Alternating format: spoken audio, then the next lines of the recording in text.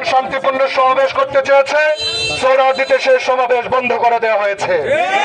গতকাল যখন টঙ্গীর এরশাদনগরে আমরা আমাদের প্রচার কার্যক্রম চালাতে গেলাম, যুব দলের সন্ত্রাসীরা এসে বলেছে মাইক ব্যবহার করা যাবে না, পোস্টার দেওয়া যাবে না।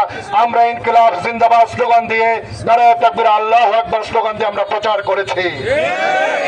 এভাবে আজকে পোড়াবাড়ি কেন্দ্রীয় মসজিদে নামাজ আদায় করার পরে আমরা যখন রাস্তা দিয়ে হাঁটছিলাম, এই বিএনপির দুজন সন্ত্রাসী একটি বাইক এবং একটি গাড়ি নিয়ে আমাদের নেতা কর্মীদের গায়ের উপর উঠিয়ে দেওয়ার চেষ্টা করে। ভাইরা, আমি সহ আমার জেলার যিনি আহ্বায়ক সদস্য সচিব খন্দকার আলামিনকে প্রাণ নাশ করার জন্য আমাদের গাড়ি চাপা দেওয়ার চেষ্টা করা হয়। ভাইরা, আমরা দেখেছি কথিত সুমন মোল্লার গাড়ি ছিল, সেটি সুস্পষ্ট পরিকল্পিতভাবে প্রথম আমাদের মিছিলের সামনে এসে দুইটি মাইক যেটি ধানের শীষের প্রচার করছিল আমাদের মিছিলে বাধা সৃষ্টি করে।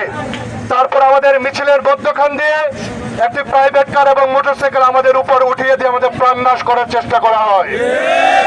এভাবে যদি সন্ত্রাসী কর্ম চালানোর চেষ্টা করা হয়, আমরা সুস্পষ্টভাবে বলছি 12ই ফেব্রুয়ারি নির্বাচনের আগে আমরা অভ্যুত্থানের রাজনীতি শুরু করবো ইনশাআল্লাহ। 12ই ফেব্রুয়ারি নির্বাচনের আগে এই সন্ত্রাসীদের নিবৃত্ত করার জন্য আমরা অভ্যুত্থান শুরু করবো ইনশাআল্লাহ। টেবিল হাট হয়েছে, এই ধানের শীষের সন্ত্রাসের বিরুদ্ধে আরেকটি কম্বিন অপারেশন চালানোর জন্য অন্তর্বর্তীকালীন সরকারের প্রতি অনুরোধ করছি আমরা।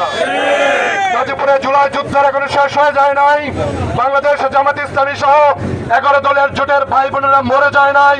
আমাদের পথের মধ্যে গাড়ি চাপা দিয়ে হত্যা করার চেষ্টা করবে, আর এখানে ধানের শীষের এই মাস্তানরা প্রকাশ্য দিবালোকে ঘুরে বেড়াবে, এটি হতে পারে না।